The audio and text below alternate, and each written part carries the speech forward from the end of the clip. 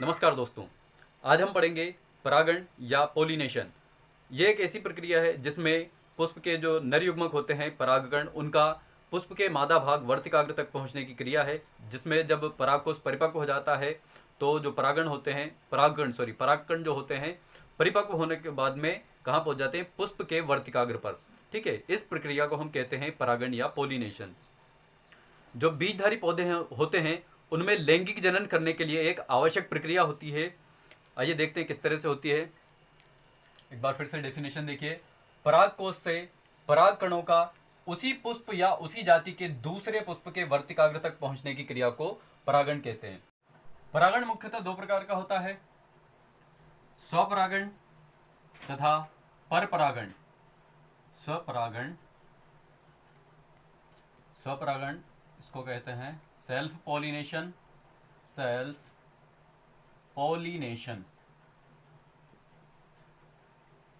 क्या होता है इसमें? जब किसी पुष्प का परागकण उसी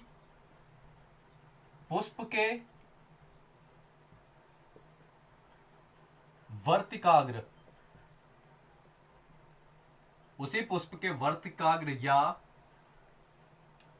उसी पेड़ के पुष्प के वर्तिकाग्र पर पहुंचता है। पुष्प के वर्तिकाग्र पर पहुंचता है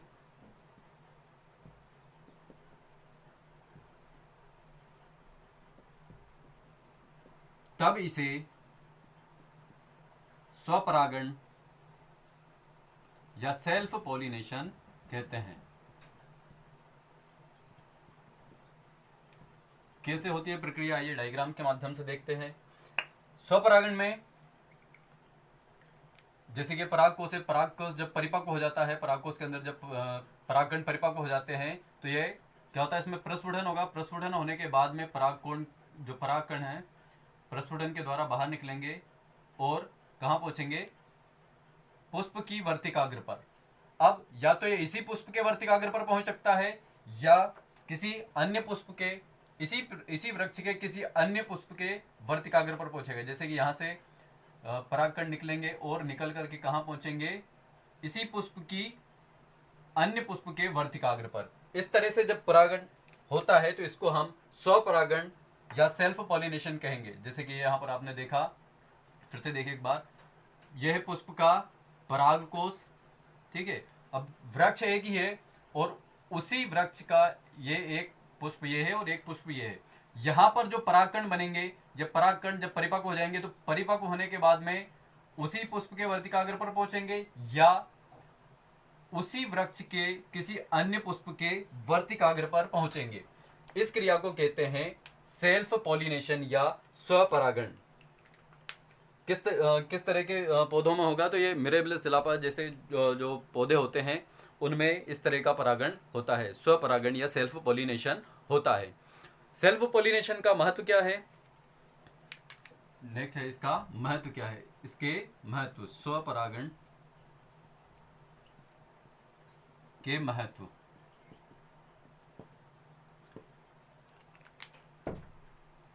आप इसको नोट कर सकते हैं, मैं बोल देता हूँ। स्वपरागण के जो महत्व है, पेन पेपर लीजिए और उसमें आप नोट कर लीजिए। जहाँ पे यदि आगे निकल जाता हूँ तो आप वीडियो पॉज करें और वीडियो पॉज करने के बाद में आप नोट करके फिर से आगे बढ़ा सकते हैं। तो स्वपरागण के महत्व लिखिए। पहला है, इसके द्वारा किसी पौधे की शुद्धता को अनिश्चित काल तक सुरक्षित रखा जा सकता है। मतलब यह है कि इसके द्वारा किसी भी पौधे की शुद्धता को अनिश्चित काल तक सुरक्षित रखा जा सकता है।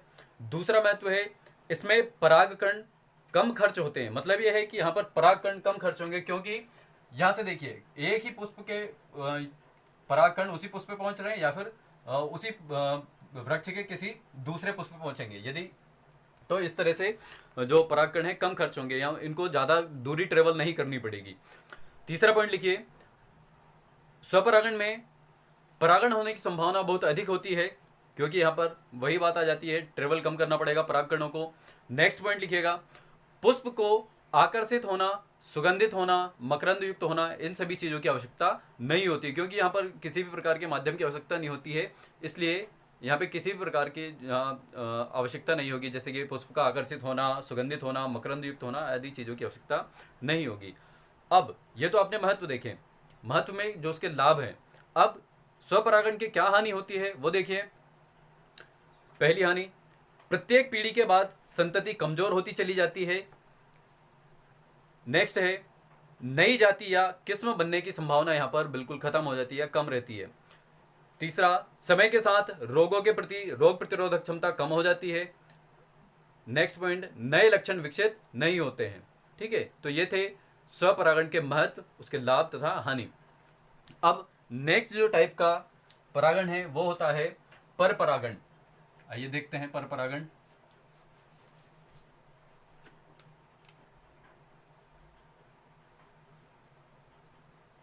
परपरागण या क्रॉस पॉलिनेशन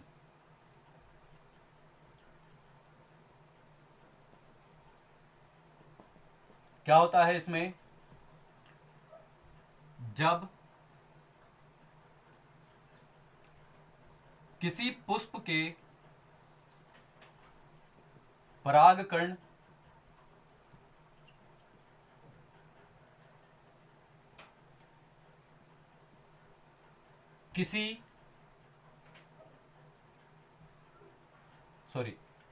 जब किसी पुष्प के परागकण उसी जाति के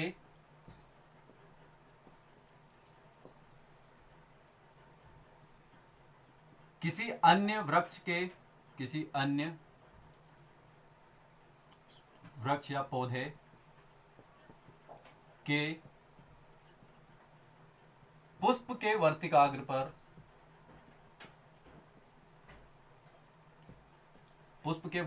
पर पहुंचता है, तब इसे परपरागण या क्रॉस पॉलिनेशन कहते हैं,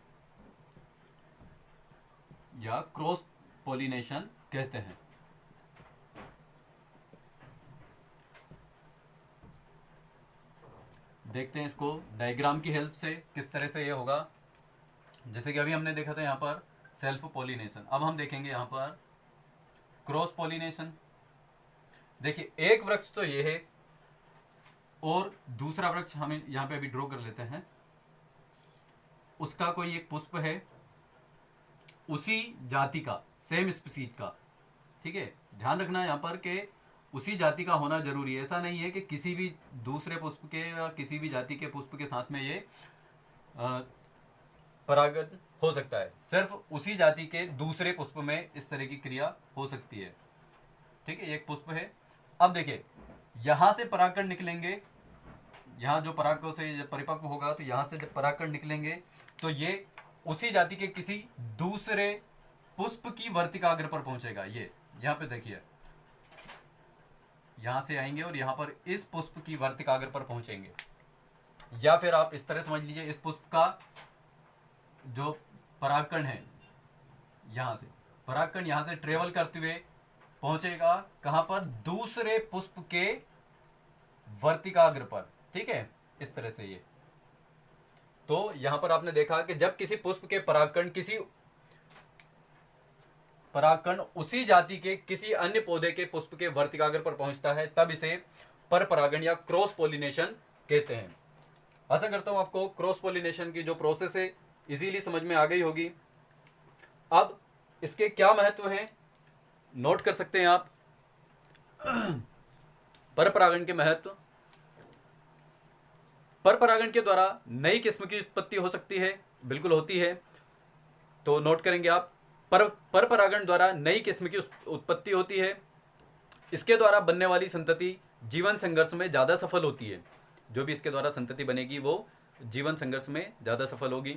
नेक्स्ट पॉइंट है, इसके द्वारा विभिन्नता उत्पन्न होती है, जिससे रोग प्रतिरोधी जो किस्में हैं वो उत्पन्न होती है। नेक्स्ट पॉइंट, परपरागण द्वारा बनने वाली संतति स्वस्थ एवं अच्छी होती है। ये है लाभ, जो परपरागण है उसके लाभ हैं। अब इसकी क्या हानि है परपरागण की, वो देखिए। परपरागण किसी माध्यम पर निर्भर करता है जिसमें सदा अनिश्चितता बनी रहती है। यह आर्थिक रूप से कम उपयोगी है क्योंकि इसमें परागकणों की बहुत अधिक बर्बादी होती है। आइए देखते हैं किस तरह से बर्बादी होगी। जैसे कि एक जो पुष्पी पेड़ है वो यहाँ है और एक यहाँ है। अब यहाँ से यहाँ तक इनको ले जाने के लिए, ट्रेवल करने के लिए किसी माध्यम की आवश्यकता होगी। परपरागण में विभिन्न माध्यमों की आवश्यकता होगी जिनके द्वारा ये एक जगह से दूसरी जगह पहुंचेंगे। पहला होता है माध्यम कीट द्वारा, किनके द्वारा? कीट के द्वारा। दूसरा हो गया पक्षियों द्वारा, चमगादड़ द्वारा,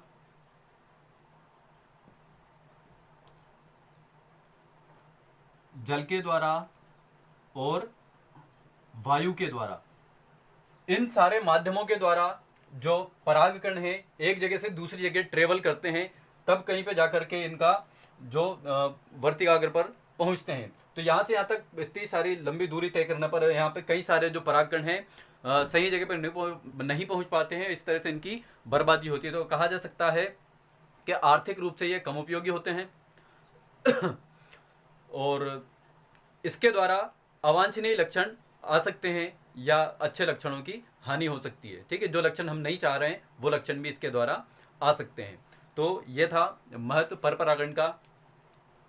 तो ये दोनों विधियां थी प्राकृतिक परागण की। मतलब ये जो परागण की जो प्रक्रिया होती है ये बिल्कुल प्राकृतिक रूप से होती है। यहाँ किसी भी प्रकार का मानवीय हस्तक्षेप नहीं होता है।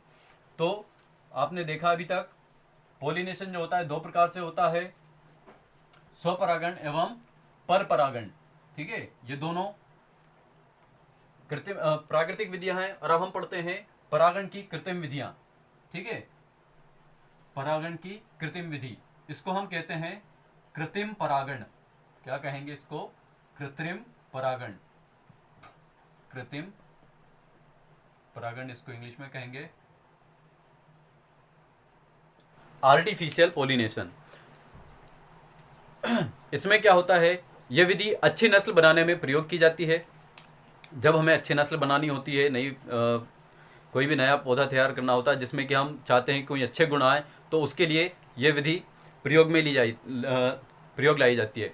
इसमें वांछित लक्षणों वाले जो नर पुष्प होते हैं उनके परागकणों को लिया जाता है और आर्थिक महत्व वाले मादा पुष्प के वर्तिकाग्र पर उनको कृत्रिम रूप से स्थानांतरित कर दिया जाता है। ठीक है, और इस प्रक्रिया में उपयोग की गई तकनीक जो होती है उसको संकरण या हाइब्रिडाइजेशन कहते हैं। हाइब्रिडाइजेशन, संकरण या हाइब्रिडाइजेशन।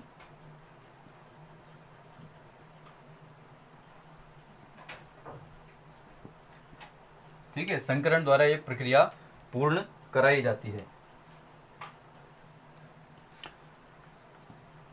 तो जब ये हाइब्रिडाइजेशन की प्रोसेस कराई जाती है तो इसमें कुछ बातों को हमें ध्यान रखना आवश्यक होता है, जैसे कि जिससे कि ये इसमें कहीं ना प्राकृतिक परागण ना हो जाए। कैसे प्राकृतिक परागण हो सकता है? जैसे कि मैंने अभी आपको बताया, प्राकृतिक परागण जो होता है वो नेचुरली होता ही होता है, लेकिन जब हम चाहें कि आर्टिफिशियल परागण कराएं तो उसमें जरूरी है कि हमें कई सारी जो चीज़ें हैं उनको ध्यान रखना आवश्यक होता है। आइए देखते हैं कौन कौन सी चीज़ें हैं वो। जैसे कि हमारे पास में एक पुष्प है, पुष्पी पौधा है, हमें उसमें कृत्रिम परागण कराना है।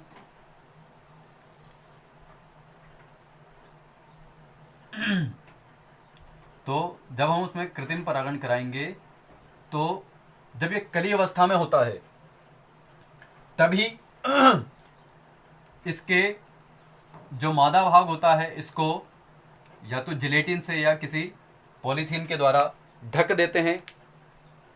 ढक देने से क्या होगा, यहाँ पर जब भी ये परागकण परिपक्व होंगे वो इसके ऊपर आकर के नहीं पहुंच पाएंगे। ठीक है, कहाँ नहीं आकर पहुंच पाएंगे, जो वर्तिकाग्र है उस पर नहीं आ पाएंगे, जिससे यहाँ पर जो फर्टिलाइजेशन की प्रोसेस है वो रुक जाएगी।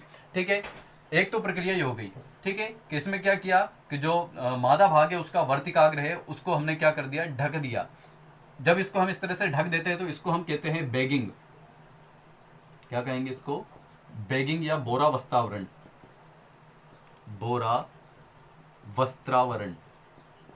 ठीक है, इसका क्या महत्व है? इसका यही महत्व है कि जब कभी ये परागकण जो परिपक्व होंगे तो वो डायरेक्टली आकर के इस पे ना बैठें, इस पर ट्रांसफर ना हो, जिससे कि यहाँ पे प्राकृतिक रूप से परागण ना हो। हम इच्छानुसार परागण कराना चाहते हैं तो इसलिए हमें ये प्रोसेस करना जरूरी होती है। एक तो ये हो गई, और दूसरी प्रोसेस ये होती है कि हम यदि ये काम नहीं करें तो हमें क्या करना होता है कि जो नर भाग होता है, नर भाग को यहाँ से काट कर अलग कर देना चाहिए जब ये कली अवस्था में होता है। तो इससे क्या होगा कि यहाँ पर सिर्फ मादा भाग बचेगा, और मादा भाग बचेगा तो यहाँ पर जो परागकण है वो इस पर ना नहीं आ पाएंगे। और इसको बेगिंग तो भी करना चाहिए, क्योंकि यदि हमें रखा हुआ है, खुला रखा हुआ है, तो कहीं दूसरे जो परागकण है वायु माध्यम से आकर के इस पर आकर के चिपक सकते हैं या इस पर स्थानांतरित हो सकते हैं। ठीक है, तो इस प्रोसेस को क्या कहेंगे? यदि हम कली अवस्था में पुष्पों का जो नर भाग है उसको यदि हटाएंगे तो उसको हम कहते हैं इमेस्कुलेशन।